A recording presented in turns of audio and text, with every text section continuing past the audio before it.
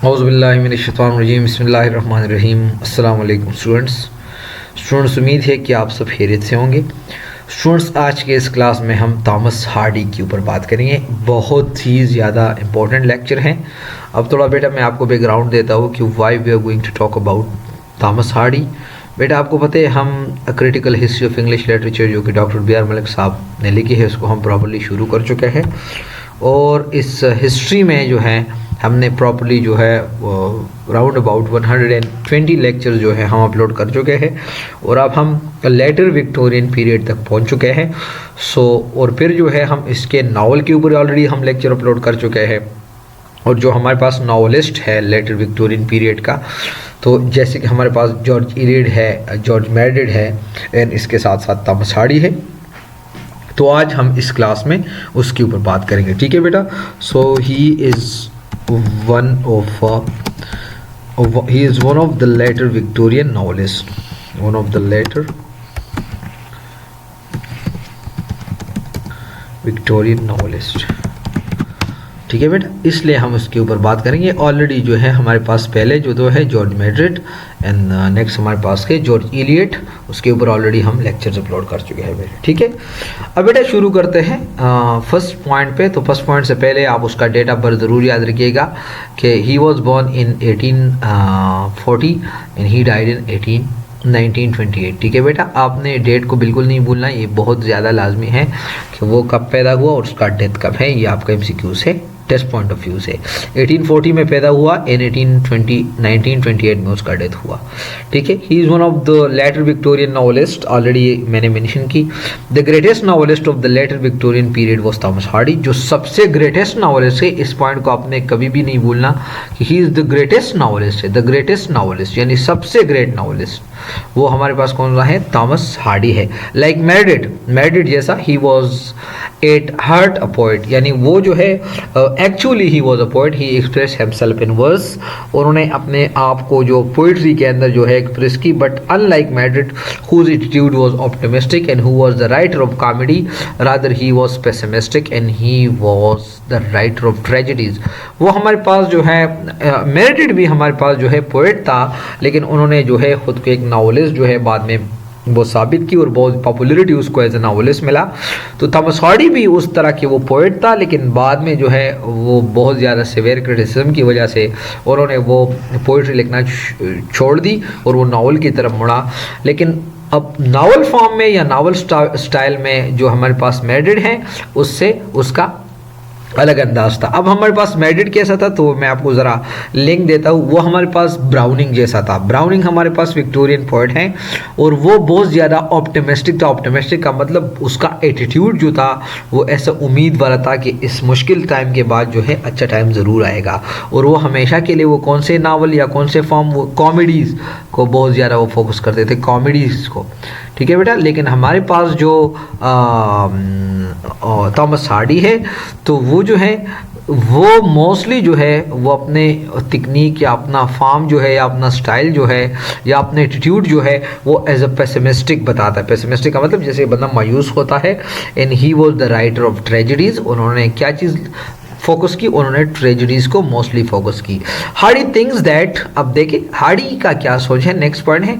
Hardy thinks that there is some malignant power which control this universe. वो कहते हैं, Hardy कहते हैं कि यहाँ पर कोई कुदरती कोई ताकत ऐसा है, जो इल्हामी ताकत है, जो इस यूनिवर्स को कंट्रोल करता है, and which is out of thought and repeated manage all plans. और उस ताकत का यानी उस पावर का जो उस पूरे दुनिया को कंट्रोल करता है, उसके अंदर ये ताकत है कि इंसान को अपने प्लान्स के अंदर डिफीट करे। बेटा आपने वो सुना भी होगा ना एक प्रोवर्ब कि man purposes and God disposes, कि इंसान जो है वो अपने फैसले वो बहुत अच्छी तरह वो सोचते हैं, लेकिन होता वही है जो खुदा चाहते हैं। ठीक है बेटा, नेक्स्ट पॉइंट की तरफ अगर हम देख ले, thus his novels and poems are throughout the work of man painfully dissatisfied with the age in which he lived. और उसके नावल या उसके पोइट्री से आपको ये थीम आपको बाहिर नज़र आता है कि इंसान जिस एज में रहता है उस एज के अंदर वो बड़ा पेनफुली ज़िंदगी गुजारता है और बहुत ज़्यादा डिससेटिस्फाइड रहता है।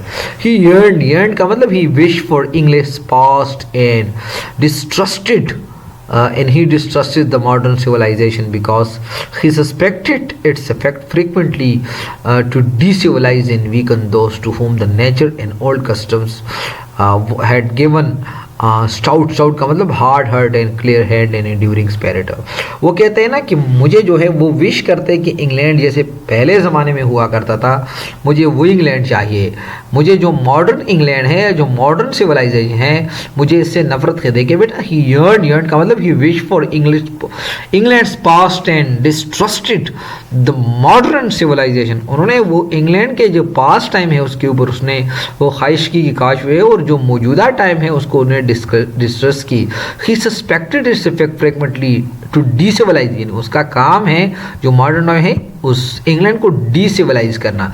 And weaken those two home the nature and old custom had given stout का मतलब hard heart clear hands and enduring spirit. In his book, अगर उसके बुक्स के ऊपर हम बात कर लें, याद रखिएगा जब उसके बुक्स की हम बात करते हैं तो आप ये ना भूलें कि we are talking about his novels, his books ancient and modern और कॉन्स्टेंटली एट वार। जी, ये बहुत ज़बरदस्त पॉइंट है।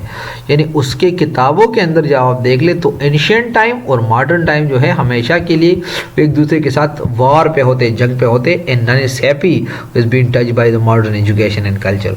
और वो कहते हैं ना उसकी किताब या उसके नावल से अंदाज़ा वो लग सकते हैं कि जो मॉडर्न टाइम का शिकार हुआ तो उसके ज़िंदगी में कभी भी खुशी नहीं आएगा। ठीक है बेटा, वो कहते हैं ना एंड नन इज हैप्पी, और कोई भी खुशी नहीं रहता who has been touch by modern education and culture.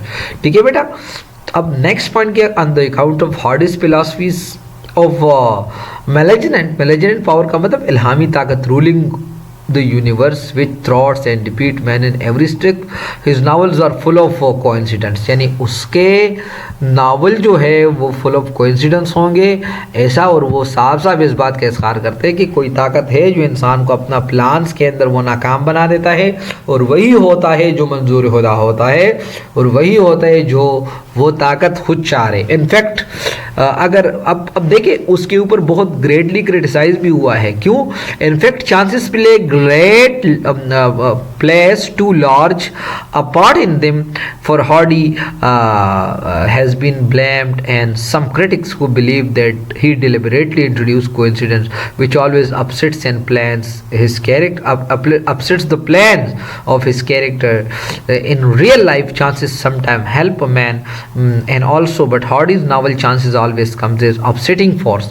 अब बेटा ये वाला पॉइंट जो है मैं इसको हाईलाइट भी करता हूँ और मैं कोशिश करता हूँ, ये मैंने क्या की, सॉरी आइंदा मैं ऐसा नहीं करूँगा। ये पॉइंट जो है ये मैं ज़रा हाईलाइट करता हूँ कि इसके अंदर उन्होंने वो क्या कुछ बोला है। वो कहते हैं कि अगर हम रियल लाइफ के अंदर अगर हम देख ले तो जो चांसेस होते हैं ना, जो इंसान के ज़िंदगी में जो चांसेस आते हैं, तो चांसेस जो है अक्सर जो है वो आपको बैड टाइम देते हैं, लेकिन बाज़ चांसेस बाज़ दफ़ा ऐसे होते हैं ना कि वो आपको गुड टाइम भी देते हैं। लेकिन थॉमस हार्डी ने जो है अपने नावल के अंदर हमेशा के लिए जो चांस या जो कोइंसिडेंस समझा है वो ये कि इंसान को वो अपसेट कर देता है, इंसान को वो परेशान कर देता है। तो बहुत सारे क्रिटिक्स ने उसको इस बात पे बहुत ज़्यादा क्रिटिसाइज़ भी की है कि नहीं ऐसा नहीं होता। जिस तरह थॉमस हार्डी ने जो है वो डिलिबरेटली इस बात की वजाहत की है कि नहीं, चांसेस जो है विच आर ऑलवेज जो है अपसेटिंग। देखिए for this Thomas Hardy has been blamed, and some critics who believe that he deliberately introduced coincidence which are always upset the plans of his character। यानी वो हमेशा जो है उसके किरदार के जो प्लान्स है या उस किसी भी कैरेक्टर्स के जो प्लान्स के किसी भी एक्टर्स के उसके जो प्लान्स है वो कोइंसिडेंस की वजह से वो खराब हो जाते हैं। अगर आप the mayor of castle bridge को उठाएं या कोई भी आप उसके वो उठाए तो आपको अंदाज़ा होगा इन रियल लाइफ तो वो किस बात पे बड़ा बिलीव कर। इन रियल लाइफ देखिए इधर से, in real life life chance sometimes help man also, कभी कभार वो चांस हेल्प भी करते हैं, but Hardy's novel chance always comes in upsetting force, लेकिन हार्डीज के नावल के अंदर हमेशा चांस जो है ये अपसेटिंग फोर्स जैसा वो नजर आता है। द ग्रेट नावल्स और हार्डीज आर, यानी हार्डी के जो ग्रेट नावल्स है वो हमारे पास है the Woodlanders, the return of native, far from the madding crowd, a mayor of Casterbridge, Tess of the D, your believes in Jude and skewered, ये उसके बहुत ज़्यादा मशहूर नावल्स है। Though most of his novels और tragedies, but the return of natives, Tess and Jude's, यानी ये जो है उसके जो 3 नावल्स है टेस एंड ज्यूड्स, इन जो नेक्स्ट हमारे पास है the return of native, his tragedies become intensified, यानी उसके अंदर उन्होंने जो ट्रेजेडी का फॉर्म दी है उन्होंने उसको बड़ा इंटेंसिफाई की है, बड़ा शिद्दत से उन्होंने वो उसको सामने लाया है। As a writer of tragedies, अब यहाँ पर इस पॉइंट को आप ज़रा फोकस कर लें कि क्या as a writer of tragedies, tragedy का एक राइटर हो के Hardy can stand comparison with the great figures in literature. अगर हम इसको ट्रेजिक राइटर उठा के जो पूरे दुनिया के लिटरेचर के जितने भी ट्रेजिक कैरेक्टर है या राइटर्स है उसके साथ हम कंपेयर कर सकते हैं, but he falls short of this stature because he is inclining to power and he affiliated का मतलब troubled character beyond the limits of both and literature, यानी उन्होंने जो है बोथ आर्ट एंड लिटरेचर, उन्होंने जो है अपने कैरेक्टर्स को लिटरेचर के साथ बड़ा लिमिट रखा है। तो अगर उसको हम दुनिया के जितने भी जो ट्रेजिक राइटर है जो ट्रेजिडीज को लिखते हैं उसके साथ हम उसको प्रॉपरली उसको कंपेयर हम कर सकते हैं, लेकिन उन्होंने अपने कैरेक्टर को बहुत आर्ट के साथ और लिटरेचर के साथ सिर्फ लिमिट रखा है। ठीक है बेटा। The main contribution of Hardy to the history of English literature to the history of English novels was that he made a serious medium as poetry and he could deal with the fundamental problem of life। अगर उसका main contribution हम देख ले कि उसके जो है वो इंग्लिश नावल के साथ उसका मेन कंट्रीब्यूशन क्या है बेटा, तो देखिए बेटा the main contribution of Hardy क्या है, अब देखिए आपको अंदाजा होगा। The main contribution of Hardy to the history of English novel was that he made it as serious as the medium of poetry. अब इस बात को ज़रा, यानी ये मैं it's as serious as poetry, इसको मैं ज़रा आपके सामने ज़रा एक्सप्लेन कर देता हूँ। आप लोगों ने मॉडर्न नावल के बारे में सुना है कि मॉडर्न नावल क्या हमारे पास होते हैं, तो मॉडर्न नावल के लिए ये कंडीशन थी कि मॉडर्न नावल इतनी सीरियस होगी जैसे पोइट्री है। ये जब मॉडर्न नावल को आप, यानी जो लेटर विक्टोरियन नावल की अगर आप वीडियो देख ले तो वहाँ पर हमने कि novel took its modern form, तो मॉडर्न फॉर्म के लिए ये बहुत ज़्यादा लाजमी जुज़ है कि it should be as serious as poetry. ठीक है बेटा, which could deal with the fundamental problem of life, जो कि फंडामेंटल प्रॉब्लम ऑफ लाइफ के साथ जो है वो क्या करता है, डील करते हैं। तो बेटा this was about Thomas Hardy. यहाँ तक बेटा कोई सवाल हो तो आप पूछ सकते हैं, सवाल ना हो तो बेटा हमारे साथ रहे, इंशाल्लाह आप लोग का बहुत ज़्यादा फ़ायदा होगा। बेटा आप काइंडली परसिस्टेंट रहे, हार्ड वर्क करें बेटा, इंशाल्लाह कामयाबी आप लोग को मुकद्दर होगी।